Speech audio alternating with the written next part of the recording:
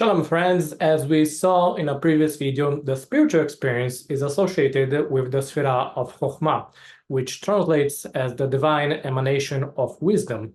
This is the state of consciousness where we think beyond words, where you can see the bigger picture in life and the paradigm of true holiness.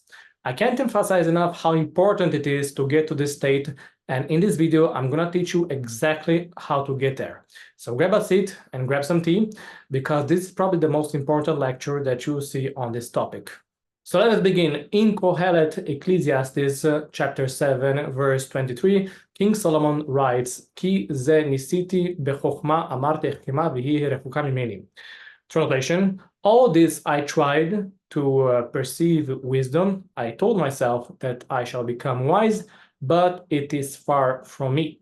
From here we learn that this state of consciousness of wisdom is like a sun that keeps moving further away as we go deeper inside ourselves. We also find many different verses that teach that Chokhmah enlivens a person, like the one in the same book that reads, Veitron da'at ha-chokhmah tichai be'aliyah.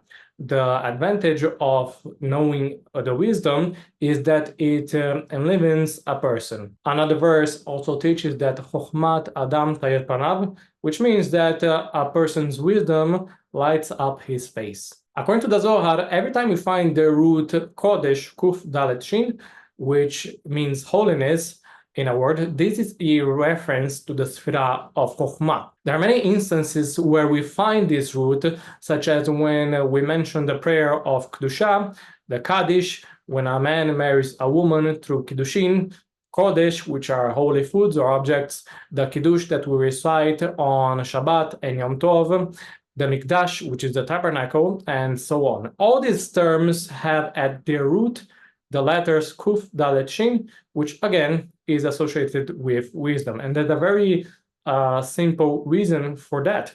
Holiness is a function of separation. You can write this down, by the way. And that means that wisdom is private to those who experience it. It is personal and simply impossible to teach because it's a capacity of the human mind. What we are teaching and what you are learning when you read a book comes from the Sephira of Binah, which translates as understanding. But Chokhmah is visualizing all the parts of an idea put together, and that is something that cannot be transferred. The difference between Chokhmah and Binah has been explained already in a previous video, and you can check it out later. So how do we get to the state of Chokhmah? And the answer is, of course, through meditation. Meditation is an ancient practice with roots stretching across many different cultures and spiritual traditions around the world, and has been revered for its powerful impact on the mind, body, and spirit. Even science acknowledges that, so we know it's real. I keep telling my students that the ancient Jewish sages and prophets were all master meditators. And this allowed them to probe the deepest secrets of Kabbalah and also to perform all of their awesome miracles. Through meditation, we are able to expand our consciousness and reach deeper, more powerful parts of the soul. Other cultures in the East also have similar stories of celestial immortals, gurus, and sorcerers who could also perform great feats. And Judaism, by the way, does recognize their power. Whether it's rooted on Torah or not, that's a whole other issue. It's another whole other discussion for another time. As I mentioned, meditation is by far the single most powerful practice to help you reach this expanded state of consciousness, particularly the silent meditation, during which, as the name suggests, you silence your mind. So while you sit, simply try to seize all the chatter in your mind and become an observer. I know this is difficult, but try it out. Observe your thoughts and observe yourself observing these thoughts. If a thought arises, just let it fly away gently. Don't get distracted too much and don't get angry. It happens, it takes some time. Now, this can be very difficult and uncomfortable at first, but the benefits are immense. I recommend you start with 5 minutes in the morning if you can, and 5 minutes in the evening. This exercise can also be done while walking, reading, and also helps increase your base awareness, which is absolutely crucial to have for the spiritual experience. If you do this long enough, you may also start listening to spiritual messages. It will take some time till you can really start thinking in the state of Chokhmah, but don't give up because the benefits are cumulative and it is very, very important. You can also use the box breathing using the numerical value of the name Yud Kei Vav Kei, which is 26 divided as follows.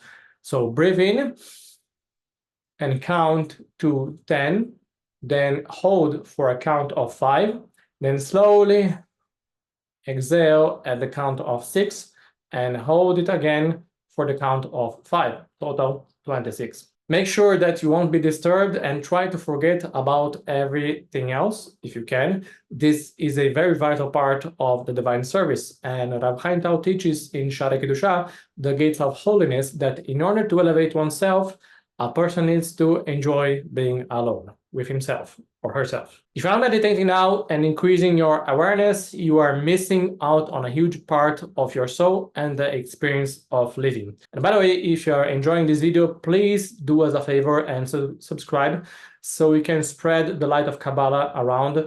We have many new videos coming up and I appreciate your help. Seriously, you're doing a huge favor to us and to others. Now back to the video. The basis for meditation is breath work.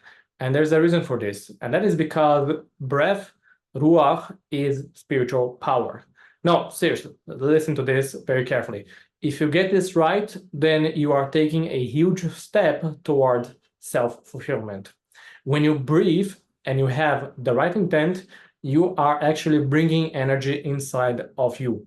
You can, for example, imagine yourself drawing in blue light and energizing yourself. It can be actually any color you want.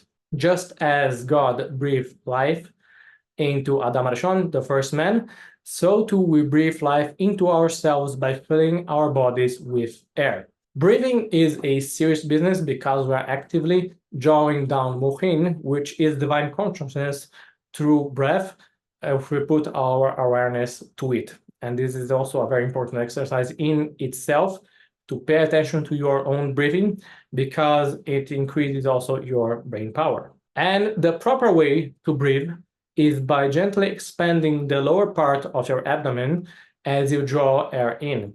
Try to move your chest as little as possible.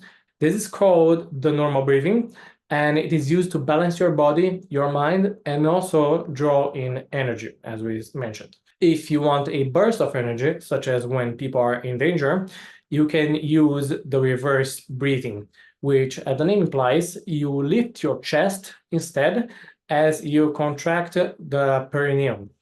This is a more advanced technique, and we won't be exploring it right now. Unfortunately, the majority of people nowadays have very shallow breathing due to work, stress, disease, conditioning, and many other issues. If you want to improve your energy circulation and also elevate yourself, then we must restore breathing to its proper place. And it starts with awareness, which is a form of light meditation on its own. So now we have all the pieces of the puzzle. But in order to start putting them together, we need awareness. Awareness is the Sephira of that, which literally means knowledge. But the truth is that it serves a variety of functions together. And when we become aware, we are focused on the present. We are in that. If you pause and think a little bit, there are no problems in the present, zero. If you're watching this video and you have any issues and trouble that troubles us, then they are either remnants of the past or projections into the future.